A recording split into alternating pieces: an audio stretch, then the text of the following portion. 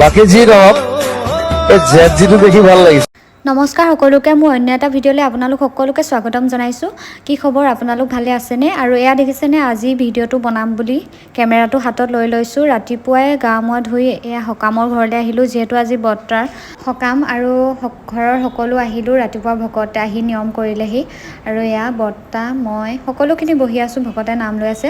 আৰু দিনৰ ভাগতে হঠাৎ ফোন এটা আহিলে।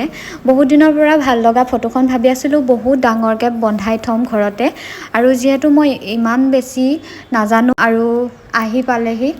আপোনালোকে গম পাইছে চাগে, ফটোখন অহাৰ লগে লগে মোৰ মুখৰ ফূৰ্তিটো। আপোনালোক সকলোকে ধন্যবাদ জনাব বিচাৰিছোঁ। আপোনালোকে মোৰ ইনষ্টাগ্ৰামৰ ভিডিঅ'টোত ইমান বেছি মৰম দিছে, মই ভিডিঅ'টোৰ যোগেৰে সকলোকে ধন্যবাদ জনাইছোঁ। কাৰণ আপোনালোকৰ সকলোৰে কমেণ্টত দাদাৰ প্ৰতি থকা মৰম, আৱেগ আৰু শ্ৰদ্ধা, সকলোৰে ইমান ধুনীয়া ধুনীয়া কমেণ্ট দিছে। মই জানো মোৰ কাৰণে নহয়, দাদাৰ কাৰণে হয়। আচলতে মই এইটো লাইক কমেণ্ট পাম বুলি আপলোড কৰা নাছিলোঁ, যিহেতু আপোনালোকে দিছে সেইবাবে মই জনাই দিছোঁ। আপোনালোক যেনেকৈ দাদাৰ প্ৰতি ইমান ভাল পোৱা আছে, মোৰো তেনেকৈ আছে।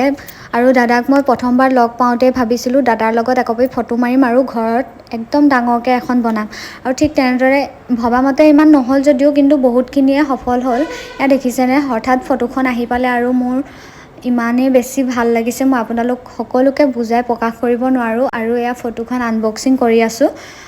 ফটোখন পাই আচলতে বহুত বেছি দাদালৈ মনত পৰিলে আৰু ইমান বেছি দুখ লাগিলে। কেতিয়াও ভবা নাছিলোঁ এনেকুৱা কৰিম তেনেকুৱা কৰিম, বহুত কথাই পাতিছিলোঁ দাদাৰ লগত আৰু বহুত কথাই থাকি গ'ল।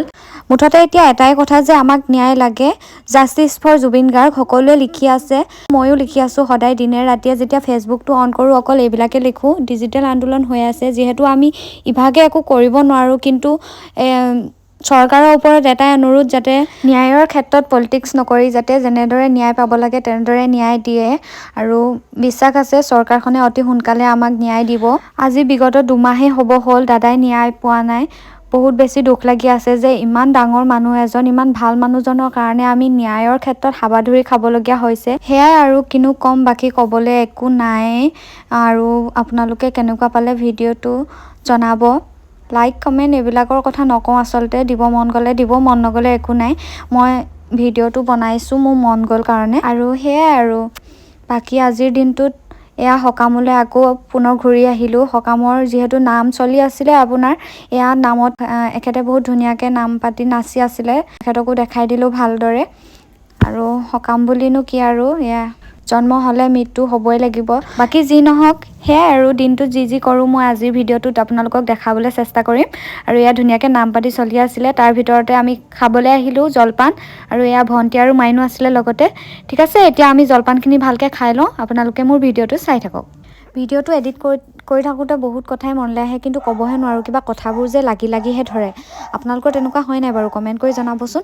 আৰু বহুতে মোক সুধি আছিলে যে ফটোখন ক'ৰ পৰা লৈছে আপুনি, দাদাক লগ পাইছে নেকি? হয়, মই ফটোখন অনলাইন অৰ্ডাৰ কৰিছিলোঁ। আপোনালোকেও তেনেকৈ কৰিব পাৰে অৰ্ডাৰ, আৰু আপোনালোকে কৰিব বিচাৰিলে মোক জনাব। আৰু হয়, মই দাদাক লগ পাইছিলোঁ, এবাৰ নহয় দুবাৰ নহয় 4বাৰকৈ লগ পাইছোঁ। দাদা ইমান সৰু, আমাৰ নিচিনা সাধাৰণ মানুহক তেখেতে বহুত বেছি গুৰুত্ব দিয়ে আৰু বহুত ভালকৈ কথা পাতে। আৰু এয়া জলপান খাই থাকোঁতে দেখাই দিছোঁ ভণ্টি আৰু মাইনু, আৰু এইফালে নাম অলপ চাই লওঁ বুলি আহিলোঁ আকৌ। ইমান ধুনীয়াকৈ নাম লৈ আছিলে, আপোনালোককো দেখাই দিছোঁ।